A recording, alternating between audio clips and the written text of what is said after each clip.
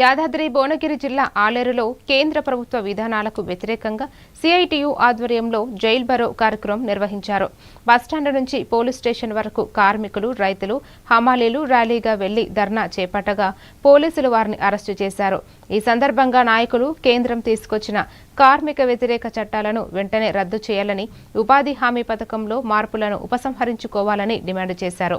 ఈ కార్యక్రమంలో సిఐటియు అనుబంధ సంఘాల నాయకులు, కార్యకర్తలు పాల్గొన్నారు.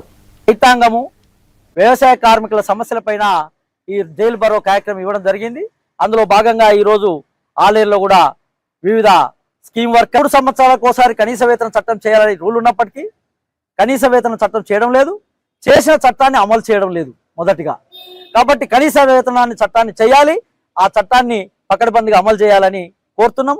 మద్దతు ధర నిర్ణయం చేయాలని స్వామినాథన్ కమిషన్ చెప్పింది, దాన్ని అమలు పరచాలని, కనీస మద్దతు ధరను అదేవిధంగా కొనుగోలు చేయాలని, అదేవిధంగా ఇటీవల కాలంలో కేంద్ర ప్రభుత్వం విద్యుత్ సవరణ చట్టం తెచ్చింది, అన్నిటిలలో ఉపాధి హామీ చట్టం అమలు జరగాలని, అదేవిధంగా వ్యవసాయ కార్మికులకు ఉపాధి హామీ పనిచేసే వాళ్ళకి 700 రోజుకి 700 కూలి ఇవ్వాలని, ఈరోజు చేసినటువంటి పనికి సకాలంలో బిల్లులు ఇవ్వడం లేదు, భూమి ఉన్న వాళ్ళు చేయట్లేదు, కౌలు రైతులకు గుర్తింపు కార్డులు ఇవ్వాలని, పంట రుణాలు ఇవ్వాలని,